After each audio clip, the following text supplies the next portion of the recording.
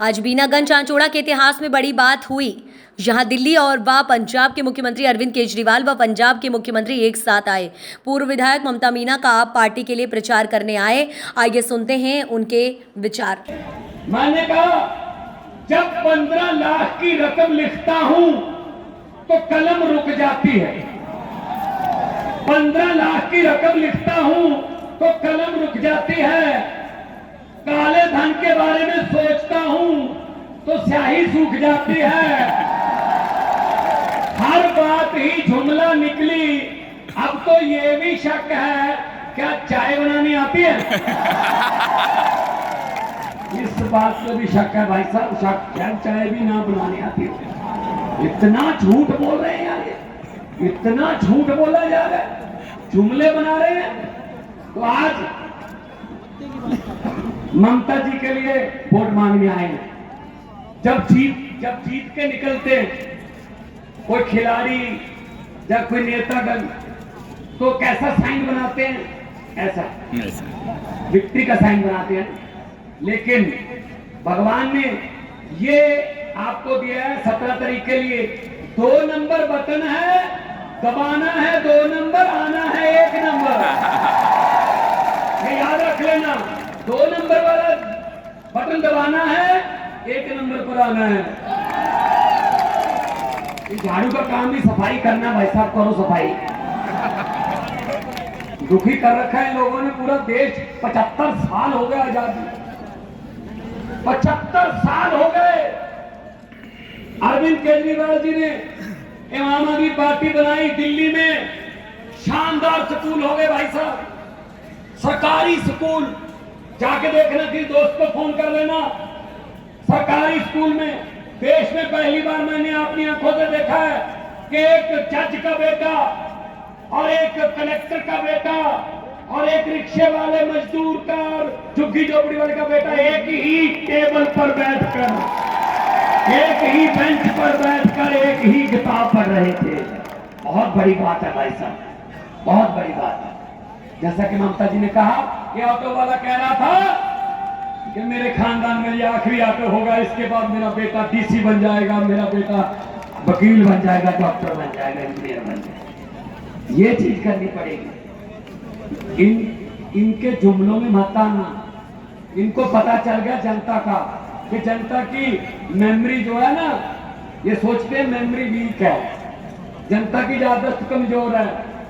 वो 4.5 पौने 5 साल का जो हमारे करतूते हैं वो भूल जाते हैं। आखिरी 3 महीने में एक लॉलीपॉप दे दो, लोग खुश हो जाते हैं।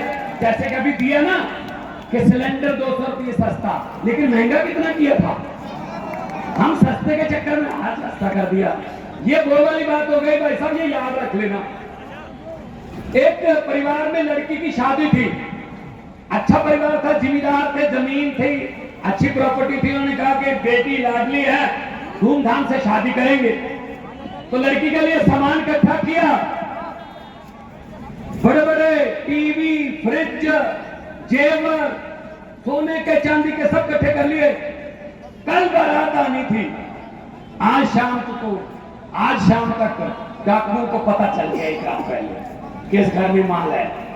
वो ट्रक लेके आ गए, पूरे परिवार को, लड़की वालों को एक कमरे में बंद कर दिया। ट्रक में सारा सामान भर लिया। ट्रक जाने से पहले डाकुओं के सरदार ने पूछा, लड़की का परिवार कौन से कमरे में है? जी इस कमरे में है। बोलो, बोला कमरा, किस लड़की की शादी है? वो डरती डरती खड़ी हुई, मेरी शादी है। तो डाकुओं के सरदार ने जेब में हाथ डाला, 100 रुपए का नोट दिया, बेटा शगन रख ले, आपका जीवन मंगलमय हो, आशीर्वाद देता हूं। और सारा सामान लूट के चले गए ट्रक लेके। अगले दिन भाई साहब पुलिस आई, घर का एक भी मेंबर FIR लिखवाने के लिए तैयार नहीं था। कह रहे थे ठीक है लूट के ले गए, लेकिन बंदे बड़े अच्छे थे, 100 रुपया शगन ले गए। ऐसे करते हैं मेरी बीवी वाले, 450 लूटते हैं, 6 महीने में आपको की शगन दे देते हैं, 200 रुपए का सिलेंडर फ्री। हम तुम्हें आ जाते हैं, चलो लूट तो लिया, लेकिन बंदे बड़े अच्छे हैं, 200 रुपए सिलेंडर।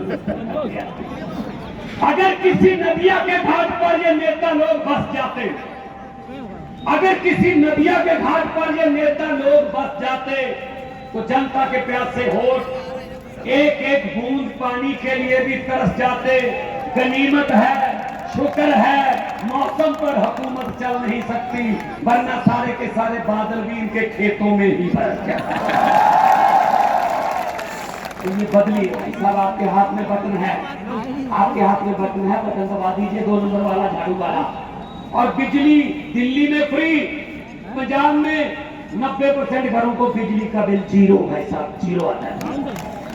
किसी को 10,000 आता था, 8,000 आता था, आजकल जीरो बिल आता है। किसानों को बिजली फ्री मिलती है भाई साहब। धान और गेहूं 2 मेन फसलें हैं, और चावल और गेहूं 2 मेन फसलें हैं। अभी दूसरी फसलों पर हम सुप्रीम कोर्ट में जा चुके हैं कि दूसरी फसलों पर हमें मूंग भी बीज सकते हैं, बाजरा बीज सकते हैं, हम सूरजमुखी बीज सकते हैं, मक्का बीज सकते हैं, दाल बीज सकते हैं, लेकिन एमएसपी दो, एमएसपी सेंटर अगर दे दे तो हम वो बीज लेंगे। तो किसान को अन्नदाता कहा जाता है। दाता मतलब दाते बांटने वाला, कुछ देने वाला, और धरती को माता कहा जाता है। माता और दाता इकट्ठे रहते हैं हर रोज एक ही जगह पे। तो दादा का बुरा हाल क्यों हो गया? क्यों देश को पेट भरने वाला खुद भूखा सोने पर मजबूर हो गया? इनकी करतूतों की वजह से। इन नेताओं ने कुछ बनाया नहीं, कानून नहीं बनाए, अपने घर भरे हैं इन्होंने, सिर्फ अपने घर भरे। तो बिजली, पानी और स्वास्थ्य, बीमार हो जाए तो अच्छे हॉस्पिटल में इलाज होना चाहिए। तो इसीलिए हम आपके पास आए हैं। मैं ज्यादा नहीं बोलूंगा, अरविंद केजरीवाल जी के साथ विचार विमर्श करना, सुन के जाना। देश की बात चलने वाली है, बहुत बड़ी बात चलने वाली है। बस मैं तो यही कहूंगा कि आप लोग ऐसे इकट्ठे रहिए, एकता रखिए। 17 तारीख को